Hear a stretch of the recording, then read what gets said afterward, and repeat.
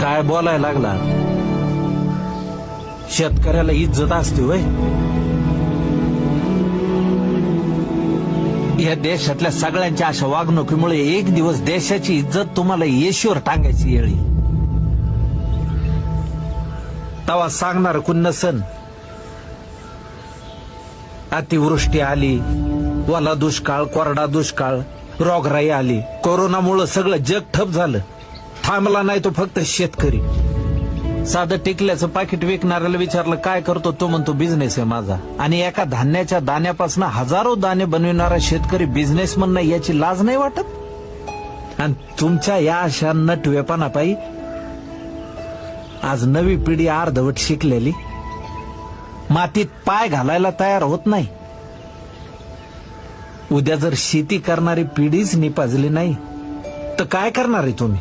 का पैसा भरणार आहे फक्त?